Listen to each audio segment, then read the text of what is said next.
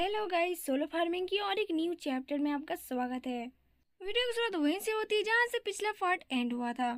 तो वीडियो की शुरुआत में हम देखते हैं कि सेजुन और बाकी सारे लोग मिल के एक बहुत बड़ी ईल को पकड़े थे और सेजुन इस ईल को पका रहा था, जिस ईल में से काफी ज्यादा टेस्टी खुशबू आ रही थी और इस ईल में काफी ज्यादा ऑयल थे। अब थियो तो एक बिल्ली ठहरा, इसलिए उसको मुंह से बहुत ज्यादा पानी निकल रहा था इस ईल को देखते हुए।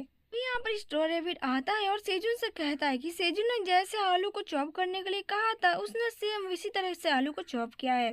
सेजुन उसे थैंक्स बोलता है और उनसे कहता है कि ये लोग इन जगह से थोड़ा सा दूर रहे, क्योंकि जब सेजुन इन पोटैटो को फ्राई करेगा तब तेल छटक कर यहाँ वहाँ गिर भी सकता है, जिससे इनको और थोड़ा सा खतरा भी हो सकता है। अब बाकी के रैबिट पूछते हैं कि सेजुन इसका क्या बनाने वाला है।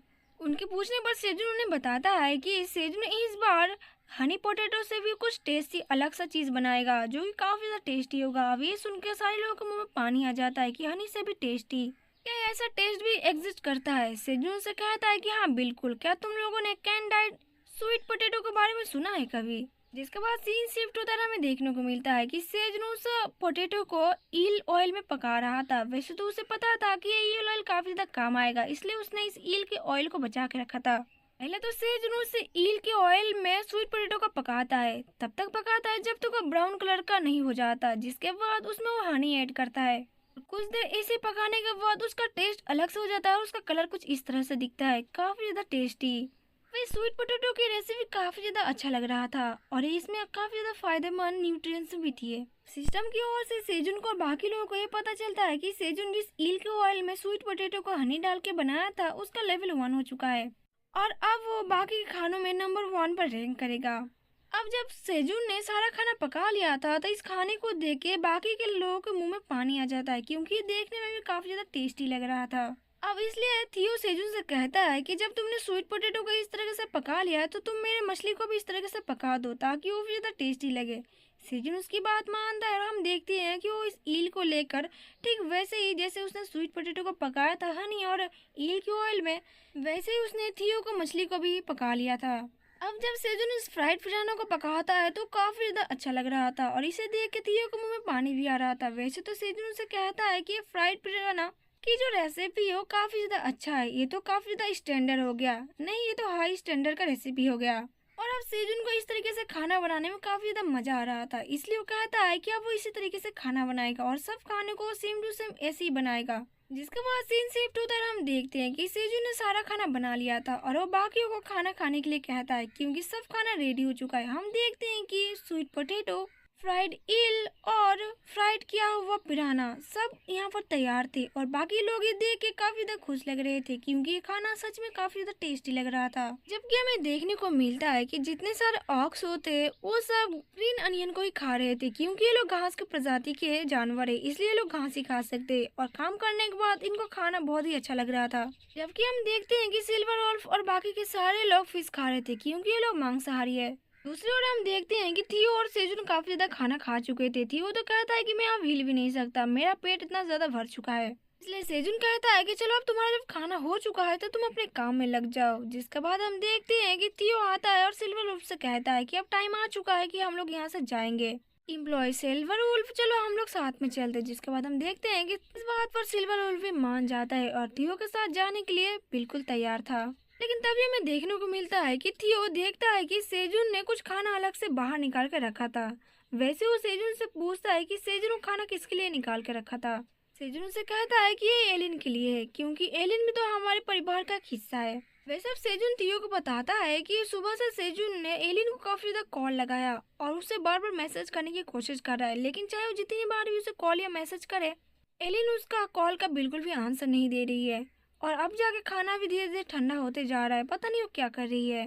थियो कहता है कि शायद से वो सो रही होगी, इसलिए उसका कॉल का मैसेज उसके पास नहीं पहुंच रहा होगा। दूसरी ओर हम देखते हैं कि जबकि दूसरी ओर रेड जायंट बियर एलिन के खाने को हाथ लगाने जाता है, इसलिए सेजुन उसे रोक रहा था।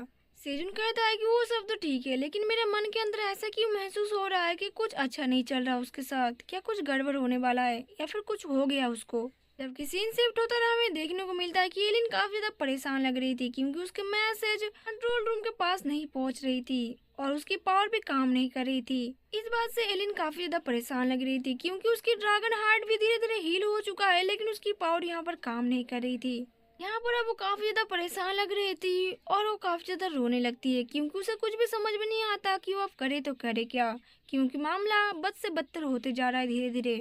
अभी भी उसके स्क्रीन पर यही दिखा रहा था कि 0.01% चांस है कि वो टिट्टे फिर से हमला कर देंगे 67 फ्लोर पर। जिसके बाद सीन शिफ्ट होता है, हमें दिखाया जाता है मर्चेंट पासवे सेंटर मैनेजमेंट के हेडक्वार्टर को, जहाँ पे हमें टावर के सारे मॉन्स्टर को दिखाया जाता है जो कि एक जगह पर बैठ के मीटिंग कर रहे थे। यहाँ पर हमें एक फॉक्स को दिखाया जाता है जिसका नाम होता है मासून और वो वंडरिंग मर्चेंट एसोसिएशन का फॉक्स ट्रीव होता है। दूसरी तरफ हमें एक टाइगर को दिखाया जाता है जो कि फ्री मर्चेंट एसोसिएशन का लीडर रहता है जिसका नाम होता है हैनिबल। एक हैमस्टर को भी देखते हैं जिसका नाम लोना होता है और वो भी मर्चेंट एसोसिएशन का एक हिस्सा है। लोना जो कि एक हैमस्टर है वो एक मैजिशियन एसोसिएशन का एक लीडर है। जिसके बाद हमें जेथर को भी देखते हैं। अगर आपको याद होगा तो चैप्टर 20 में हमें एक अंडर कवर एजेंट को देखे थे जो कि थियो को पर नजर रखी थी और अब की बार हमें इस जगह पर उसे फिर से देखने को मिलता है। वैसे वो लोना को देखते हुए कहती है कि मेरा फर्स्ट टाइम है जब मैं इस लोना को देख रही हूँ यहाँ पर। वैसे उसने सुना था कि लोना ऐसे भी पब्लिक में कहीं पर बाहर नहीं जाती और ना ही किसी के सामने बाहर आती है, और अब जबकि वो सबके सामने आई है तो इसका मतलब है कोई बड़ी बात होगी। और इतने भीड़ भाड़ वाले इलाके में जब वो सबके सामने बाहर आई है तब इसका मतलब है कुछ तो बड़ा कांड यहाँ पर हो रहा है। लेकिन यहाँ पर चल क्या रहा है? अब मासन यहाँ पर खुलासा करता है कि 67 फ्लोर पर टावर के अंदर लाल टिट्टियों ने काफी ज्यादा हमला कर दिया और यहाँ पर इनको आए हुए कुछ दिन हो गए हैं और टावर के 2/3 हिस्सों में उन लोगों ने हमला कर दिया है और काफी ज्यादा टावर को घेर के एक नुकसान पहुँचा रहे हैं वो लोग। अभी तो फिलहाल वाईपोर्ट के आसपास जो लिजरमैन है वो हमारी वाईपोर्ट की रक्षा कर रहे हैं, लेकिन कब तक? क्योंकि सिचुएशन दिन पे दिन काफी ज्यादा बद से बदतर होते जा रहा है और लिजरमैन भी उसे संभाल नहीं पाएगा। लेकिन जैसे कि हमें पता है कि लाल टिट्टू ने सबसे पहले लिजरमैन को ही खत्म किया था, या फिर लिजरमैन जैसे दिखने वाले और ज्यादा लिजर वाईपोर्ट की रक्षा कर रहे होंगे, कि ये बात तो हमें पता नहीं। आगे बढ़ते हैं। जबकि हम देखते हैं कि हनीबल काफी ज्यादा टेंशन में लग रहा था और उनसे पूछता है कि जो मर्चेंट पास हुए जगह है क्या वो जगह सचमुच का सुरक्षित है, यानी कि वहाँ पर कुछ भी गड़बड़ नहीं है। अगर वो जगह गड़बड़ हुई तो वहाँ से लाल टिट्टियों हर जगह पर फैल जाएगी आसानी से, और इसकी मैं क्या गारंटी लूँ और इसकी क्या पॉसिबिलिटी है कि लाल टिट्टियों उस जगह से नहीं गुजरेगी? क्या ये सचमुच का पॉसिबल हो सकता है या फिर तुम लोग सब धोखे में हो? लाल टिट्टियाँ वहाँ से पहले ही गुजर चुकी है। लेकिन मासून उसे बताता है क्या तुम्हें पता नहीं कि जो लाल टिट्टिया है वो बाहरी इलाके की घुसपैठ है, हम उन्हें किसी भी तरह से अनुमति नहीं देंगे कि वो हमारे इलाके में घुस जाए। ये बात तुम्हें पहले ही पता होनी चाहिए। अपने पास हुए में किसी भी घुसपैठियों को घुसने नहीं देते हैं और उसकी पूरी तरीके से जांचकारी और जानकारी ली जाती है। लेकिन यहाँ पर कुछ अलग हो रहा है, तुम्हें ये बात जाननी चाहिए थी पहले। और अभी फिलहाल तो पास हुए बिल्कुल सही तरीके से सेफ है, लेकिन अगर क्या हो कि वो लोग अगर वाईपोर्ट में कब्जा कर ले तो फिर वो बाकी के टावर में भी हमला करने की कोशिश जरूर करेंगे। हनीबल उसे कहता है कि हाँ तुमने सही कहा, अगर 67 फ्लोर बहुत ज्यादा खतरे में हो सकता है और यहाँ से अगर पास हुए करके अगर घुसपैठी घुस गए तो फिर इसके बाद 68 और 69 फ्लोर खतरे में आ सकता है। जबकि हमें देखने को मिलता है इसी बात पर लेके सारे मैनेजर और सारे लीडर के ऊपर अब हल्ला गुल्ला होने लगता है। सारे लोग बात बनाने लगते हैं कि अब खाना कहाँ से आएगा, क्या फार्मिंग में अब सब कुछ खो गया है, और क्या लिजरमैन के इलाके में जितनी सारी फार्मिंग हो रही थी क्या उन सब फार्मिंग में सब लोगों का खाना पॉसिबल है? लिजरमैन की फार्मिंग अकेले सब कुछ नहीं संभाल सकती। जबकि यहाँ पर मासन काफी ज्यादा सैड हो जाता है और कहता है कि मुझे लगता है कि अब बहुत ज्यादा अकाल पड़ने वाली है कुछ ही दिनों के अंदर। अब सब लोग ये सुन के काफी ज्यादा घबरा जाते हैं और सब लोग को ये लगता है कि 55 फ्लोर पर जो एक्सीडेंट हुआ था फिर से वो दोहराए ना, वरना इस बार सबकी हालत बहुत बुरी तरीके से खराब होने वाली है। तभी यहाँ पर लोना कहती है कि ये बात तो सबको पहले से ही पता है कि रेड रिबन किंगडम से ही सारा खाना डिस्ट्रीब्यूट होता था पूरे टावर के अंदर। वैसे तो ऐसे काफी ज्यादा टावर है जो कि खाना डिस्ट्रीब्यूट करती थी और एक जगह से दूसरी जगह मर्चेंट के द्वारा खाना लिया जाया जाता था, लेकिन जो रेड रिबन किंगडम था उसी से बहुत ज्यादा खाना सब जगह पर वितरण किया जाता था, यानी कि डिस्ट्रीब्यूट किया जाता था। लेकिन कुछ साल बाद रेड रिबन किंगडम के अंदर जो रेड क्रीचर्स आ गए थे उसकी बदौलत सारा रेड रिबन किंगडम डिस्ट्रॉय हो गया, जिसकी बदौलत खाने का बहुत ज्यादा महामारी फैलने लगा। वैसे तो सब चीजें अच्छे से चल रही थी, लेकिन अगर उस जंगली सुअर ने इस जगह पर कब्जा ना किया होता तो सब चीजें अच्छी से चल रही होती है और किसी भी तरीके से लोगों को हानि नहीं पहुंचती और ना ही खाने का अकाल पड़ता। उस कमीने की वजह से ये हमारे ये हालत हुआ है। लेकिन यहाँ पर मासून उसे चुप कराते हुए कहता है कि तुम थोड़ा सा शांत हो जाओ, क्योंकि ग्रेड एक बहुत अच्छा इंसान है। वही तो एक है जो कि पूरे खत्म हुए टावर को फिर से रिबॉर्न कर रहा है, यानी कि फिर से हरा भरा कर रहा है और सबको खाना भी बांट रहा है। तुम उसे बुरा भला कैसे बोल सकती हो?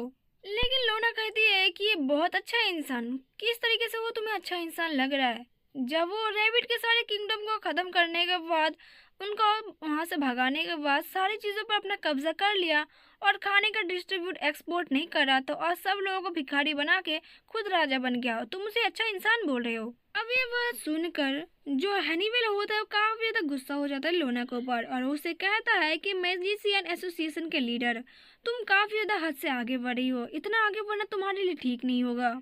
मासून हनीवेल को चुप कराता है और उसे कहता है शांत रहने के लिए, लेकिन यहाँ पर काफी ज्यादा गामा मचने लगता है और सारे लोग चिल्लाने लगते हैं और कहते हैं कि ऐसे सब कुछ ठीक नहीं होगा, हमें ग्रेट ब्लैक ड्रैगन को जल्दी से बुलाना पड़ेगा, सारी चीजें वही सब ठीक करेंगे, वे इकलौते वही है जो कि हमारी मदद कर सकते हैं और हमारी सुरक्षा कर सकते हैं, जल्दी से ग्रेट ब्लैक ड्रैगन को बुलाओ।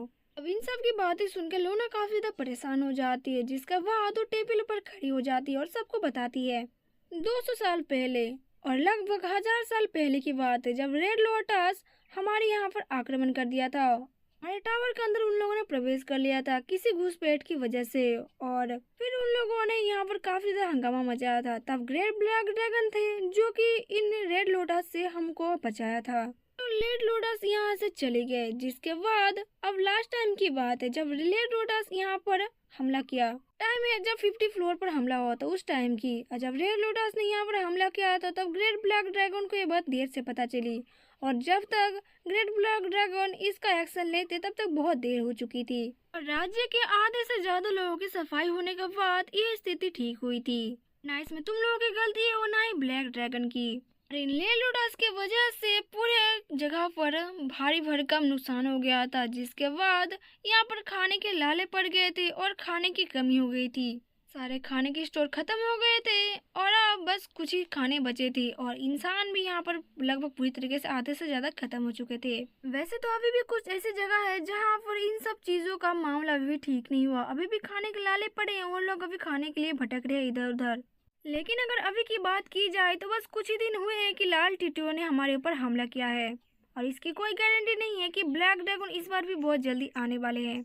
इसलिए मैं सब लोगों को बस यही निवेदन करना चाहूंगी कि अगर जब तक ब्लैक ड्रैगन अपेयर नहीं हो जाते तब तक हम सब मिलकर एकजुट होकर अपने पावर से इन लाल टिड्डियों को रोकना पड़ेगा। अगर हम सब ने अपना कदम नहीं उठाया तो हमें बहुत देर हो जाएगी और इस बार पूरी तरीके से खत्म हो जाएगा।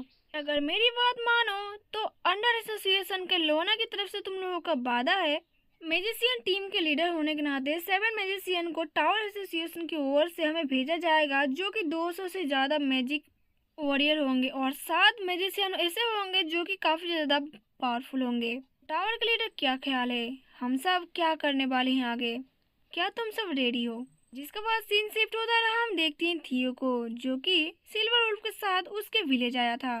हम देखते हैं कि सिल्वर वुल्फ अपने बेबी के साथ अच्छे से खेल रहा था, तभी यहाँ पर थियो कहता है कि तुमने बोला था कि हम बस थोड़ी देर के लिए यहाँ पर आए हैं, लेकिन हम लोग यहाँ पर कब तक रुकेंगे, टाइम नहीं है, जल्दी करो, हम लोग यहाँ से जाने वाले हैं, चलो जल्दी करो। थियो सिल्वर वुल्फ को कह रहा था कि तुम यहाँ पर टाइम नहीं ज़्यादा वेस्ट कर सकते, हम यहाँ पर जल्दी जाना चाहिए। लेकिन तभी वहाँ पर थियो के पास सिल्वर वुल्फ के बच्चे आते हैं जो कि थियो कहते हैं कि अंकल क्या तुम ही ब्लैक ड्रैगन हो?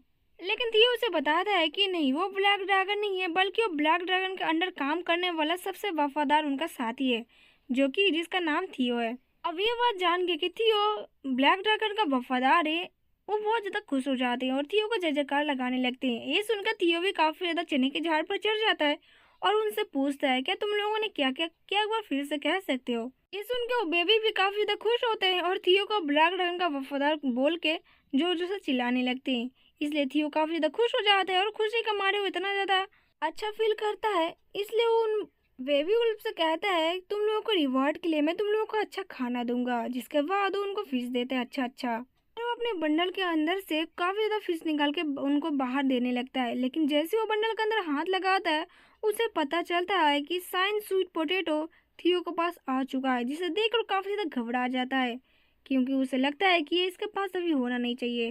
जबकि सिल्वर पीछे से उसे कहता है कि सेल के थियो कोई प्रॉब्लम हुआ क्या। अभी बात सुनकर सेल का थियो काफी ज्यादा घबरा जाता है और चौंक उठता है और उसके माथे पर ऊपर बैठ के कहता है कि नहीं नहीं कोई प्रॉब्लम नहीं है, कुछ भी तो नहीं हुआ। सिल्वर वुल्फ कहता है कि ठीक है, अगर कोई प्रॉब्लम नहीं है तो तुम मुझे बहुत जोर से कस के पकड़ो क्योंकि हम काफी ज्यादा स्पीड में जाने वाले हैं। अब थियो मन के अंदर सोच रहा था कि अब तो बहुत बड़ी मुसीबत में मैं फंसने वाला हूँ। क्या मैंने गलती से अचानक से उस स्वीट पोटैटो को अपने गंडल के अंदर ग्रीन अनियन के साथ भर लिया था, लेकिन मैंने इसे जानबूझ के नहीं किया है। लेकिन जो भी हो, लेकिन मैंने गलती से ही एविडेंस को डिस्ट्रॉय कर दिया है और इसका फल पाना मुझे जल्दी से भुगतना पड़ेगा, वरना मेरी तो खैर नहीं। लेकिन उससे पहले मुझे 38 फ्लोर पर जल्दी से जल्दी पहुंचना है, इसलिए वो सिल्वर उससे कहता है कि जितना जल्दी हो सके 38 फ्लोर पर चलो। और इसी के साथ ये वाला एपिसोड यहीं पर खत्म होता है।